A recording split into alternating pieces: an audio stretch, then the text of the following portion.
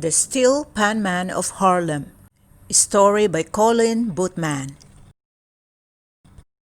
Once upon a time in the city of Harlem, there was a terrible problem. Rats were everywhere.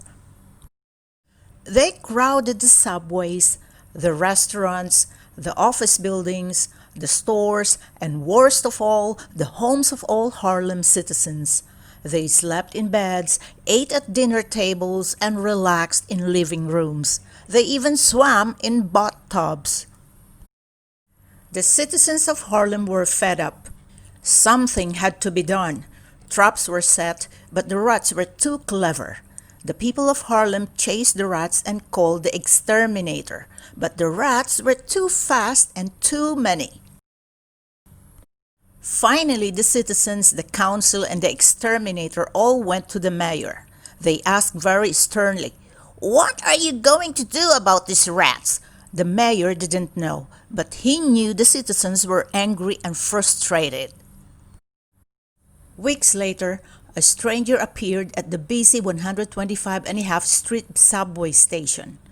People stared as the stranger stood in the middle of the platform holding a strange round red case. The stranger opened his case and took out a shiny round steel pan.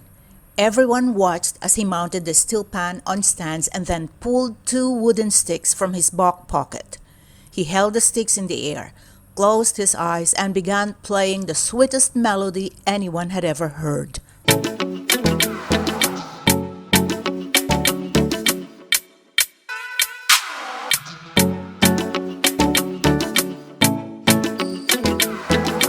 His hands moved like magic.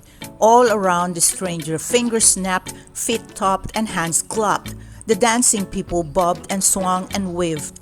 Even the rats were charmed by the sweet melody. Suddenly, the music stopped.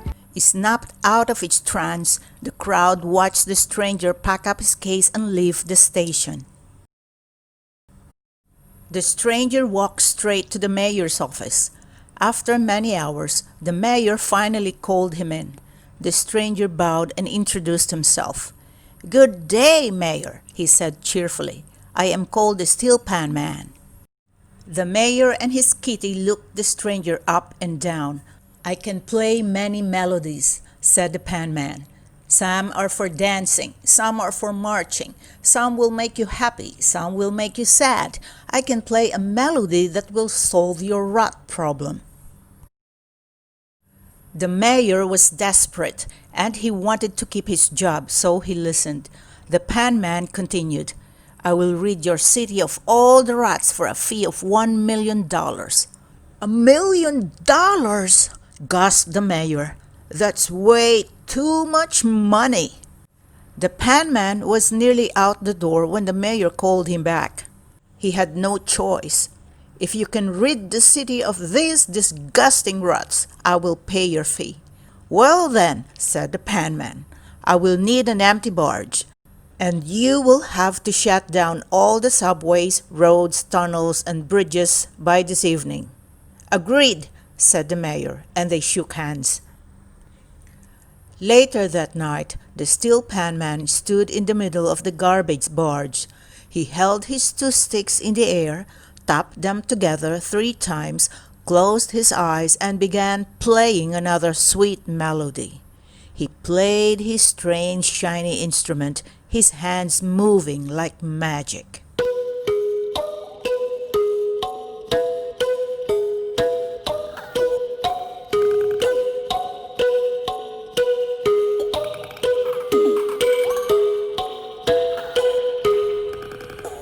Soon the rats started climbing out of the sewers by the tens of thousands, dancing to the music. All the rats could be seen. They came from all directions in all colors and sizes. The rats pushed and tripped over one another as the music played. Soon the docks were filled with rats. They squealed and scratched as they climbed aboard the garbage barge. By the time they realized what had happened, the barge had already set sail while the Pan Man stood safely on the docks. The next morning, everyone in Harlem rejoiced.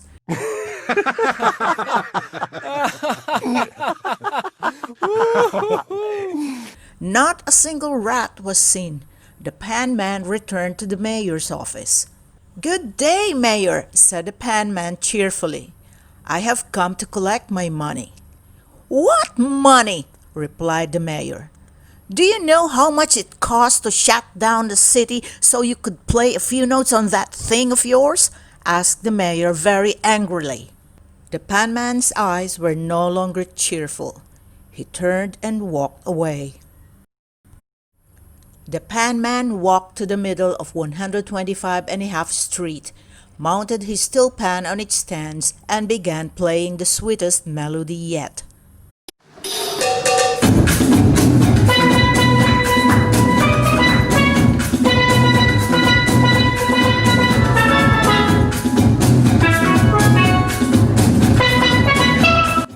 The citizens of Harlem came from every direction. They poured out of office buildings, subways, restaurants, and homes. Children tumbled out of schools, parks, and playgrounds. Soon, the streets of Harlem were filled with people.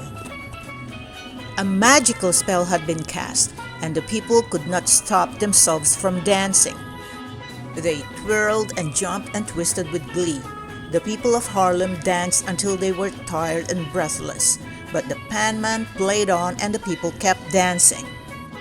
No one was spared the Pan Man's magic, including the mayor. He danced out of his office, his kitty right beside him. Like a puppet, the mayor made his way through the crowded streets. Jerking and twisting, he finally reached the Pan Man. "Stop! Please stop!" he rasped, waving a check for $1 million. "Can't keep dancing. I'll pay you as agreed." Everyone now knew that the mayor was responsible for the spell cast on the city. Then suddenly the music stopped. The Pan Man wiped his brow and put his sticks into his back pocket. The spell was broken, but the mayor's feet were still moving. It was as if his legs had minds of their own. They did the foxtrot, the bolero, the Charleston.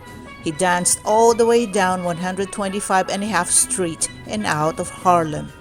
The mayor was never seen again. The steel Pan Man packed his pan and he too left Harlem.